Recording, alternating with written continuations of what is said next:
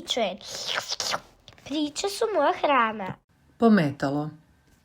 Bio jednom jedan jazavac. Zvao se Pometalo. Stalno je nešto pospremao, sve ga je smetalo. Želio je silom urediti cijeli svijet. Milosti nije imao ni za krasan cvijet. Nije trpio čak ni neuredno krzno. Liju je očešljao spretno i brzo. Ptice je postrojio po veličini, očetkao svakoj kljun i okupao ih. Sa šamponom nije štedio na količini.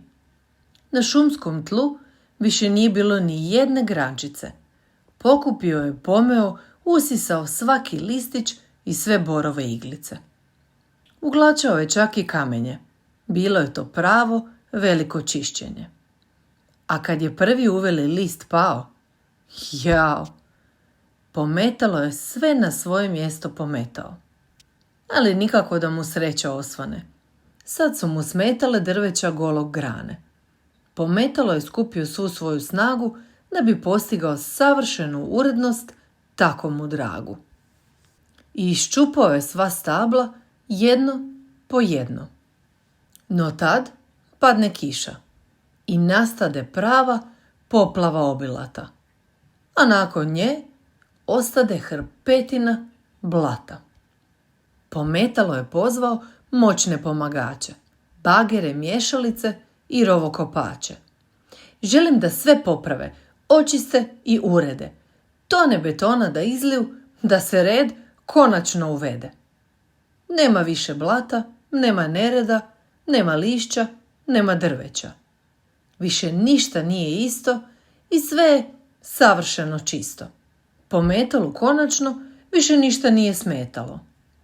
Sad Pometalo uhvati glad. Vrijeme je da se počasti, jer radio je do sad.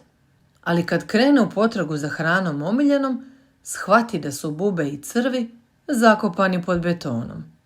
Zato odluči poći kući. Kad ne može jesti, barem će se u krevet zavući.